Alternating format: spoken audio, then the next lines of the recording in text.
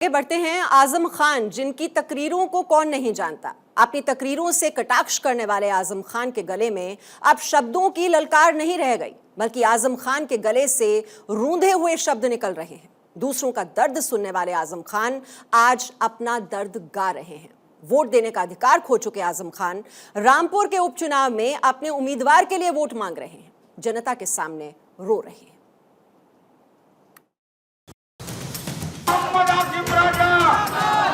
ये कलेक्टर से मत डरियो, ये तनखैया है, तनखैयों से नहीं डरते हैं। और देखें कई मायावती जी के फोटो, कैसे बड़े बड़े अफसर रुमाल निकाल के जूते साफ कर रहे हैं। हाँ, उन्हीं से है गठबंधन। हाँ, उन्हीं के जूते साफ कराऊंगा इंशाल्लाह ने चाहा। कल तलक जो सत्ता को अपनी जूतियों की नोक पर रखता था, कल तलक जो अधिकारियों से जूतियां साफ कराने की बात कहता था, आज वो रो रहा है। कल तक रामपुर जिसे अपना दर्द सुनाता था, रामपुर की जो फरियाद सुनता था, आज वो रामपुर को अपना दर्द सुना रहा है।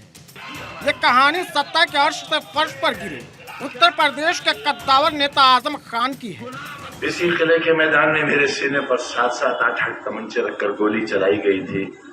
मैं तो तब भी नहीं मरा था, लेकिन मैंने किसी से इंतकाम नहीं लिया था। खुदा की कसम, मैंने हर गुनहगार, हर जालिम को माफ कर दिया था। आंखें खो दी जेल में, दिल खो दिया, दिमाग खो दिया, बहुत कुछ भूल गया, मगर रामपुर वालों तुम्हें नहीं भूल सका। तुम भूल गए मुझे।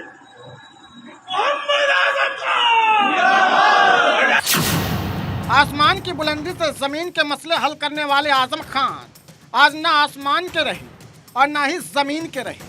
आजम खान न सांसद हैं, न विधायक रहे। गुजरे हुए कल का वजीर नहीं हूं, एमएलए नहीं हूं, और यहां तक कि मुझे वोट देने का हक भी नहीं है। रामपुर के हर वोट को अपनी उंगली पर याद रखने वाले आजम खान ने कभी सपने में भी नहीं सोचा होगा रामपुर सीट से उनके अलावा कोई दूसरा विधायक होगा। लेकिन सियासत की सुई वक्त के ऐसे मोड़ पर आ रुकी है। सत्ता को अपनी जागीर समझने वाले आजम खान सियासत के हर पद से बेदखल हैं। आगे और क्या बताएं, आजम खान के पास वोट डालने तक का अधिकार नहीं है। मुझे नहीं चाहिए दौलत वाला लोग, कल भी नहीं चाहिए थे, आज भी नहीं चाहिए। मेरा दर्द अगर महसूस नहीं करोगे तो एक दिन यही दर्द तुम्हें भी सहना पड़ेगा। ये मत समझ लेना कि जो मुझ पे गुजरी है वो तुम पे गुजरने वाली नहीं है। ये तजर्बा हुआ है कि 5 बजे आजम खान की नंबरी खारिज हुई और 5:10 पर इलेक्शन कमीशन ने अगले चुनाव का ऐलान कर दिया। 8 बजे तक विधानसभा के स्पीकर ने उस सीट को वैकेंट दिखा दिया और विधानसभा 37 के बजाय घबराहट में विधानसभा 38 का ऐलान कर दिया। और अगली सुबह इलेक्शन कमीशन ने चुनाव की तारीख की घोषणा कर दी। आजम की विधायकी रद्द होने के बाद रामपुर में उपचुनाव हो रहा है। यह अलग बात है कि आजम खान के पास वोट डालने का हक नहीं है, लेकिन आजम खान अपने उम्मीदवार के हक में वोट मांग रहे हैं। इसलिए जिंदा हूं क्योंकि खुदकुशी हराम। घर से नहीं निकले आप, 32% वोट दिया आपने और 40% देते तो आसिम राजा आज 60,000 70,000 वोट से जीता पार्लियामेंट होता और मेरी वकालत कर रहा होता पार्लियामेंट में। आपने हरा दिया उसे। शाबाश, मुबारक आपको, मुबारक गयूर रामपुर वालों, आपको एसी की ठंडक मुबारक, कूलर की ठंडक मुबारक, टाइल्स लगे हुए घर मुबारक। अपनी पावर की कलम से कायदों को काट देने वाले आजम आज उसूलों की आंच पर बयानों की तकरीर पका रहे हैं। हराम और हलाल के फर्क को मिटा देने वाले आजम खान आज अपनी सिसकती हुई सांसों पर मजहब का मुलम्मा चढ़ा रहे हैं। पुलिस से डंडा मारा था ना जमीन पर, इसलिए भाग खड़े हुए थे।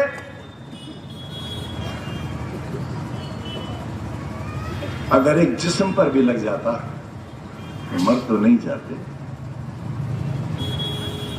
मैं तुम्हारे जख्मों पर अपने दिल का खून लगाकर उनको मरहम बना देता, मगर तुम घर से निकलते तो जालिमों। तो राजा पठान नहीं है इसलिए, इंसान तो है, इंसान तो है। तुमने एक इंसान को जलील किया है। इंसाफ के तराजू को सत्ता के पावर से झुका देने वाले आज इंसाफ की गुहार लगा रहे हैं, हाथों में हथकड़ियों की दुहाई दे रहे हैं। कहते हैं सत्ता का शिखर इंसान को इंसान नहीं रहने देता है, और जब वो जमीन पर उतरता है तो आजम खान बन जाता है। बीमार कुत्ता नहीं था गली का, जिस पर कोई पत्थर उठाते हुए भी डरता था कि ये बीमार कुत्ते के कीड़े कहीं उसके जिस्म को न चले जाए। क्या कोई शख्स इतना गिर सकता है? कोई निजाम सियासत इतनी गंदी और खलीस हो सकती है? एक मुद्दत बाद आज आजम खान अपना गुनाह पूछ रहे हैं, कैद की कहानियां सुना रहे हैं, अपने आंसुओं का हिसाब मांग रहे हैं। कह रहे हैं कि मेरे आंसुओं का हिसाब दो, मैंने कौम की नस्लों के रोशन भविष्य के सपने देखे थे। क्या गलती थी हमारी? क्या खता थी हमारी? गुनाह बताओ हमारा, क्यों हुआ जमाना दुश्मन? सरकार क्यों दुश्मन हुई मेरी? मेरी जान की दुश्मन क्यों? मुझे क्यों जेल में जहर दिया गया? बताओ मुझे क्यों जहर दिया गया?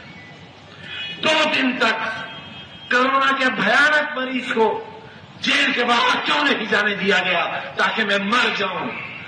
क्यों आखिर किया आपने मेरे साथ ऐसा? मैंने तो तुम्हारे लिए एक ऐसा शानदार अस्पताल बनाया था जहां इतनी ऑक्सीजन का इंतजाम था कि पूरे मंडल के मरीज रामपुर आए थे। ये थी मेरी सोच उस वक्त जब कोरोना का नाम कोई जानता तक नहीं। 28 अक्टूबर को आजम खान को 3 साल की सजा होने के बाद उनके विधानसभा से सदस्यता रद्द कर दी गई थी। इसके बाद रामपुर में उपचुनाव का ऐलान कर दिया गया था। रामपुर में 5 दिसंबर को मतदान होगा, जबकि नतीजे 8 दिसंबर को आएंगे। रामपुर में अपना दबदबा कायम रखने के लिए टूटे हुए आजम खान कह रहे हैं, इतना टूटा हुआ हूं मैं कि छूने से बिखर जाऊंगा। अगर तुम साथ न दोगे तो फिर किधर जाऊंगा। Bureau report, Bharat 24। 8 साल पहले डिजिटल हुए एम्स पर साइबर हैकर्स ने बड़ा हमला किया है। हैकर्स के चंगुल से 7वें दिन भी एम्स का डेटा छूट नहीं पाया है, और इसके बदले हैकर्स फिरौती मांग रहे हैं। साइबर अटैक का ये खेल वैसे नया नहीं है, इससे पहले भी देश में साइबर हमले हो चुके हैं, लेकिन इस बार का ये साइबर अटैक सबसे बड़ा है, जिसकी जांच NIA को सौंप दी गई है। ऐसे में सवाल है कि आखिर कौन है जो भारत के खिलाफ साइबर अटैक की साजिश रच रहा है।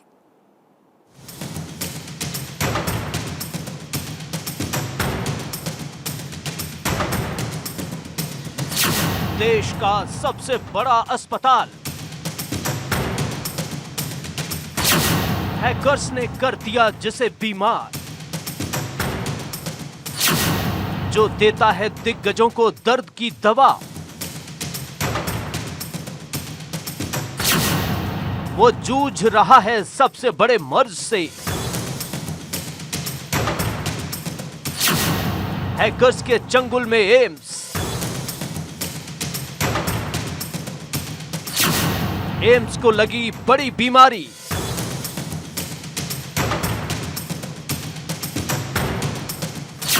हैकर्स ने मांगी रंगदारी। प्रतिष्ठित अस्पतालों में से एक एम्स, पिछले 6 दिनों से एम्स का सर्वर डाउन पड़ा हुआ है। दरअसल 23 नवंबर को एम्स का सर्वर हैक कर लिया गया। उसके बाद एम्स में काम पूरी तरीके से मैनुअली हो रहा है, जिसकी वजह से एम्स में उपचार कराने वाले मरीजों को काफी परेशानी का सामना करना पड़ रहा है। तो वहीं सर्वर को ठीक करने को लेकर अलग अलग एजेंसियों के द्वारा काम किया जा रहा है, लेकिन फिलहाल ये कहना मुश्किल है कि कितना समय सर्वर को ठीक करने में और लगेगा। देश का सबसे बड़ा हॉस्पिटल एम्स जहां गरीब से लेकर देश के दिग्गजों का इलाज होता है, जहां हर दर्द की दवा मिलती है, जहां उखड़ती हुई सांसों को जोड़ा जाता है, जहां मौत भी जिंदगी की तलाश में जाती है।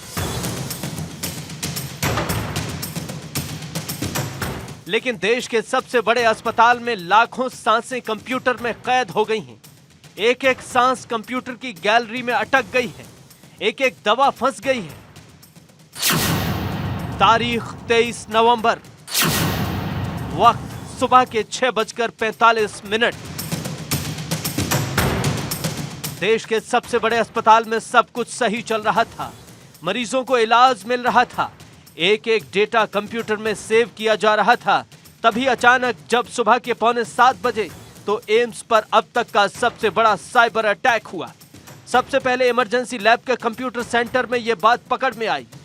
इसके बाद धीरे धीरे अस्पताल के पूरे कंप्यूटराइज्ड सिस्टम का सर्वर ही रैंसमवेयर अटैक के जरिए हैकर्स ने अपने कब्जे में कर लिया और एम्स अस्पताल का पूरा सिस्टम ठप हो गया।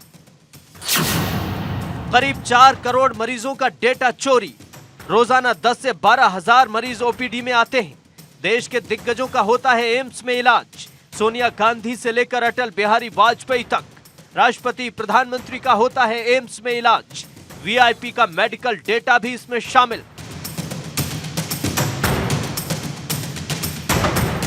लेकिन देश का सबसे बड़ा अस्पताल इस वक्त साइबर अटैक से जूझ रहा है, जिससे मरीजों को काफी दिक्कतों का सामना करना पड़ रहा है।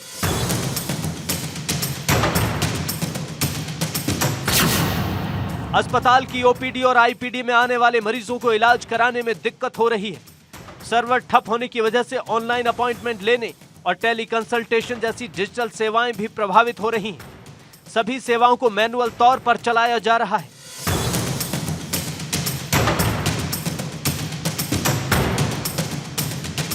मरीजों को वक्त पर कुछ भी नहीं मिल पा रहा है। उनकी दवा के पर्चे से लेकर रिपोर्ट सब कुछ हैकर्स के हाथों में कैद हो चुकी है। इलाज के लिए मरीज ऑनलाइन फॉर्म भी नहीं भर पा रहे हैं और 7वें दिन भी स्थिति वैसी की वैसी ही बनी हुई है। जो सर्वर है वो डाउन ही चल रहा है और क्योंकि एनआईसी की तरफ से इस सर्वर को हैंडल किया जाता है, भारत सरकार के एक उपक्रम है, उसके अधिकारी साथ ही क्राइम टीम को भी लगाया गया है कि आखिर किसके तरफ से दिल्ली एम्स पर साइबर अटैक किया गया है, जिसका कारण पता चल पाए। लेकिन अभी तक दिल्ली एम्स के जो वेबसाइट है उसको ठीक नहीं किया गया है, जिसके कारण जो दिल्ली एम्स में देश भर से इलाज कराने के लिए जो मरीज आ रहे हैं उनको तकलीफें झेलनी पड़ रही है। सबसे बड़े अस्पताल पर हमला करने वाले हैकर्स अब धमकियां दे रहे हैं, फिरौती मांग रहे हैं।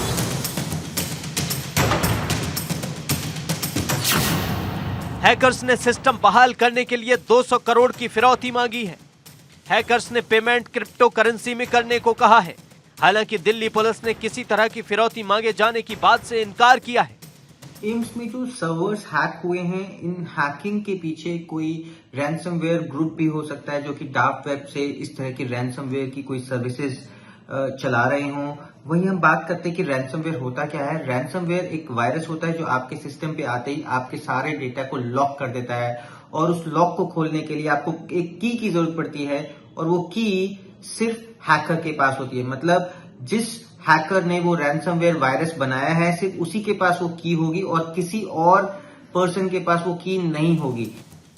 ये पहला मौका नहीं है जब हैकर्स ने फिरौती की मांग की है। इससे पहले भी हैकर्स देश में साइबर अटैक कर रंगदारी की डिमांड कर चुके हैं।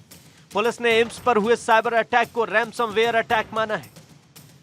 मतलब रैंसमवेयर एक तरह का मालवेयर होता है जो कंप्यूटर में घुसकर एक्सेस हासिल कर लेता है और सभी फाइल को एनक्रिप्ट कर देता है। डेटा और एक्सेस वापस देने के एवज में फिरौती की मांग करता है। आसान भाषा में इसे किडनैपिंग कह सकते हैं। एनआईसी, सीबीआई, आईबी, डीआरडीओ और दिल्ली पुलिस पूरे मामले की जांच में जुटी है। साथ ही एम्स के 2 सिस्टम एनालिस्ट को निलंबित कर दिया गया है। एक तरफ दिल्ली पुलिस इस हैकिंग की जांच कर रही है तो दूसरी तरफ Indian computer agency team CERT इनके एक्सपर्ट्स ऑनलाइन तरीके से हैकर्स से निपटने की कोशिश कर रहे हैं। इन दोनों के ही काम की निगरानी सीधे केंद्रीय गृह मंत्रालय से हो रही है, लेकिन अब तक सर्वर रिलीज नहीं हो पाया है। जांच टीम सर्वर को जल्द से जल्द हैकर्स के चंगुल से छुड़ाने की कोशिश में जुटी है। और भारत का महत्वपूर्ण डेटा, खासतौर पर लोगों का सेंसिटिव पर्सनल डेटा, उनका हेल्थ डेटा लगातार हैकर्स के हाथ में आएगा। हैकर्स इन रैंसमवेयर आक्रमणों के माध्यम से न केवल उस डेटा को इनक्रिप्ट करेंगे, लेकिन साथ ही साथ डिक्रिप्ट करने के लिए जो चाबी है वो कहेंगे कि हम आपको देंगे लेकिन इतना पैसा दीजिए। तो कहीं ना कहीं ये टारगेट किया जा रहा है भारत के सेंसिटिव पर्सनल डेटा को। कौन है इसके पीछे अभी कहना बहुत मुश्किल है। कहते हैं कि तीसरा विश्व युद्ध बम मिसाइल से नहीं लड़ा जाएगा, बल्कि तीसरा विश्व युद्ध साइबर अटैक के जरिए होगा। एक देश अपने दुश्मन पर साइबर अटैक कर उस देश को अपनी मुट्ठी में ले लेगा और बिना बारूद के पूरे देश को बर्बाद कर देगा। भारत समेत दुनिया भर में हेल्थ केयर सेक्टर में हर साल लाखों साइबर अटैक्स होते हैं, लेकिन दिल्ली एम्स पर अब तक का ये सबसे बड़ा साइबर अटैक हुआ है।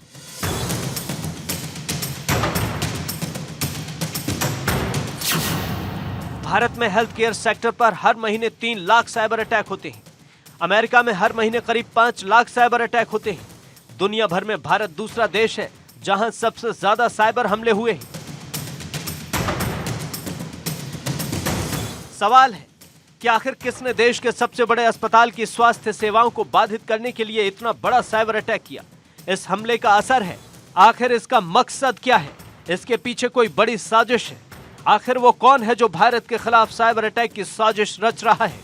आखिर हैकर्स ने किसके इशारे पर भारत के सबसे बड़े अस्पताल पर साइबर अटैक किया है? Bureau report, Bharat 24। और अगर भारत में बड़े साइबर अटैक को देखें तो यह आंकड़ा बेहद चौंकाने वाला नजर आता है। इतना ही नहीं, जांच एजेंसियों के लिए भी साइबर अटैक के हमले बेहद चुनौतियों से भरे हुए दिखाई दे रहे हैं।